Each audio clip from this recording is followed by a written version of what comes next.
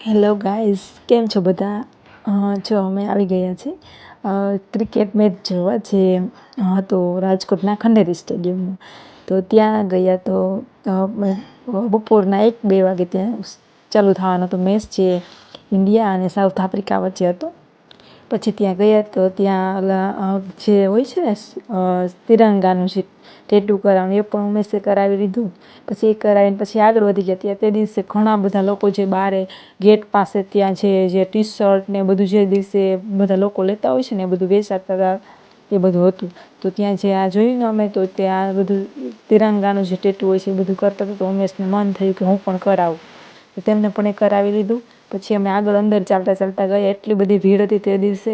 અમે અંદર ગયા, પછી ત્યાં પહોંચી ગયા મેન જે તેમનું છે ને ચાલવાનું લોકેશન ત્યાં. પછી ત્યાંથી અંદર જવાનું હતું, તો ત્યાં પછી ચાલતા ચાલતા ત્યાં પહોંચ્યા.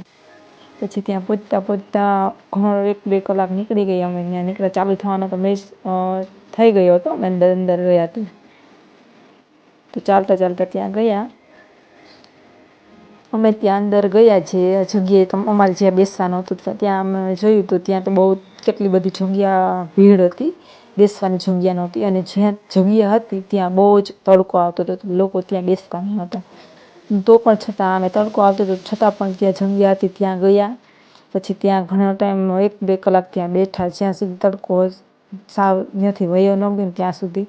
પણ જગ્યા નહોતી એટલા માટે અમારે ત્યાં બેસવું જ પડ્યું. પછી ત્યાં અમે તડકામાં બેઠા બેઠા મેચ જોઈ, જે અમારો ફર્સ્ટ મેચ હતો મારો. ઉમેશે તો કદાચ આની પહેલાં જોયો હશે, પણ મેં પહેલી વાર લાઈવ સ્ટેડિયમમાં જઈને મેચ જોયો હતો. તે મારા માટે બહુ ખુશીની વાત હતી કે હું મેચ જોવા જાઉં છું. પછી ઘણા વિડીયોઝ ઉતાર્યા, ફોટાસ પાડ્યા તડકામાં બેઠા બેઠા. પણ એમ કે જે અંદર ખુશી હતી એટલા માટે તડકામાં પણ બેસીને મેચ જોયો. પછી જેમ ટાઈમ થતો ગયો તેમ છાંયો આવવા માંડ્યો, અમે બેઠા હતા ત્યાં. અને પછી અમે સાંજના 7 વાગ્યા, જ્યાં સુધી મેચ પૂરો ન થયો ત્યાં સુધી ત્યાં જ હતા. અને લાસ્ટ સુધી મેચ જોયો, ત્યાં સુધીમાં તો છાંયો આવી ગયો હતો. જો ત્યાં મેચ હજુ ચાલુ જ છે અને અમે મેચ જોઈને એન્જોય કરીએ છીએ. આ તેમનો પણ વિડીયો મેં એક લીધો હતો કે મેચ જોવા માટેનો, કે કઈ રીતે બધા રમે છે ને બધું જ. તો આ પરથી અમે આ બ્લોગ ઉતાર્યો કે એક મેમરીઝ બની જાય એમ. ભવિષ્યમાં આપણી મેમરીઝ બની જાય કે આપણે જોઈ શકીએ કે અમે આ મેચ જોવા માટે ગયા હતા.